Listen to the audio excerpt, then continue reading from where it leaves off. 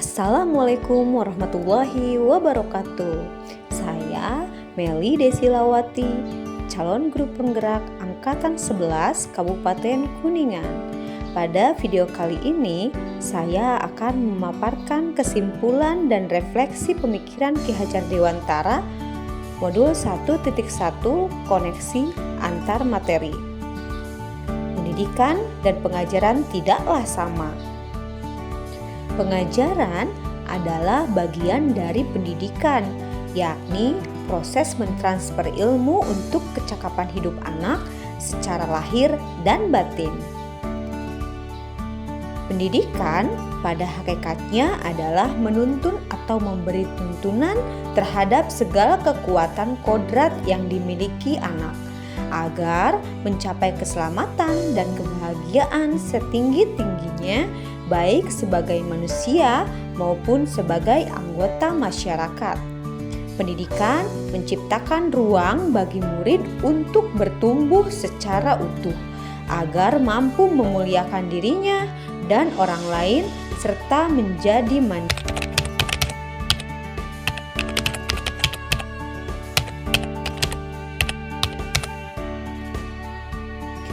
Sebelum mempelajari modul 1.1 ini, saya hanya melakukan pembelajaran dengan mentransfer materi pembelajaran.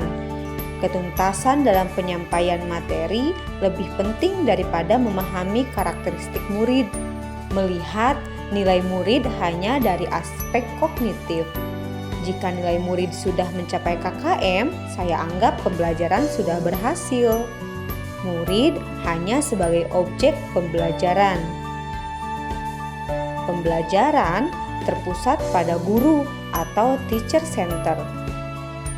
Sebelum mempelajari modul 1.1 ini, saya tidak mempedulikan apakah murid sudah benar-benar paham, dan saya hanya meminta siswa untuk menghafal materi.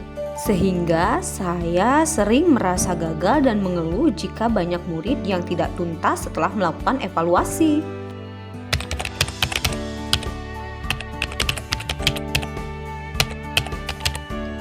Setelah saya mempelajari modul 1.1 tentang pemikiran Ki Hajar Dewantara, saya menyadari bahwa apa yang saya pikirkan dan saya lakukan selama ini tidak tepat.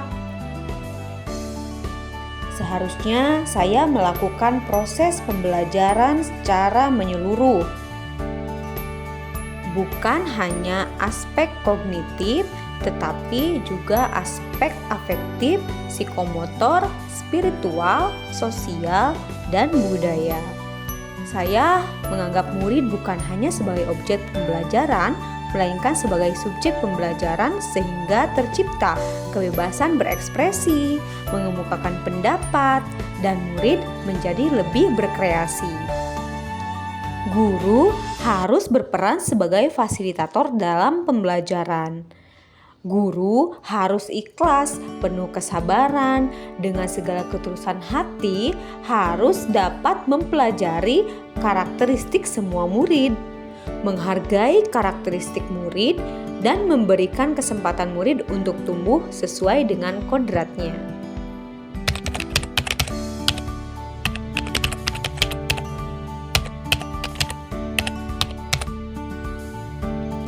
Yang dapat saya terapkan dalam pembelajaran di kelas antara lain merancang pembelajaran yang interaktif dan menyenangkan dengan melibatkan murid sesuai dengan metode student center. Menerapkan pembelajaran abad 21 yaitu berpikir kritis, kreatif, komunikatif, dan kolaboratif. Pembelajaran tidak lagi menuntut, tetapi menuntun. Semoga kita bisa menjadi contoh bagi anak didik kita, menumbuhkan semangat mereka, dan memberi dorongan serta motivasi kepada mereka. Sekian pemaparan dari saya. Terima kasih. Wassalamualaikum warahmatullahi wabarakatuh.